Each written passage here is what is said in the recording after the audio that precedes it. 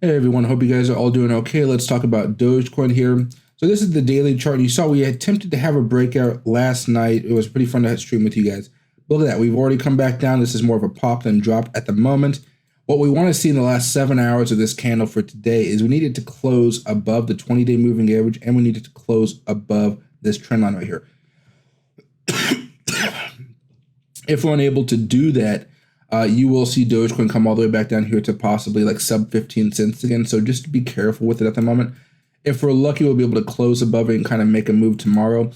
One of the good things you guys can look forward to as far as Dogecoin is concerned here, every time we break above a moving average, Dogecoin has a really nice pop. In this circumstance, Dogecoin went down 7%. In this circumstance, Dogecoin went up 7%. So it does have some really nice moves. And if you look at yesterday's or today's candle, it went up almost 9%. So it was a really nice move. If we have the possibility tomorrow, we can do that again and then try to break out above, I would say above 17.5 cents, above 18 cents pretty much. And that'd be a better buying opportunity if you ask me, rather than trying to buy right now and we're not sure if we're actually going to break out.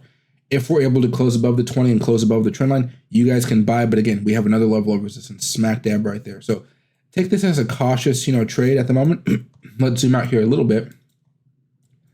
And we've been coming down for a while, have some nice little pops and drops, so to speak. But right now, we really need to at least break out of this one. Otherwise, we're just going to come back down even more and possibly going back down below 13 cents or so. So as much as I like Dogecoin, and I still have Dogecoin. Sorry, guys, COVID's kicking my butt. I want to make sure that we can break out, and we need to break out not just above the 20, not just above this trend line, but really above the 50 as well, because that gives us a whole clear area, all this area where we can start retesting levels of, let's say, 22 cents, even up to here, 23.5 cents. That's going to be a real big move, and that could signal a major reversal for Dogecoin, which could bring us up all the way here to a potential triple top, and that, in which case, we have to just wait and see if we're able to break out or not.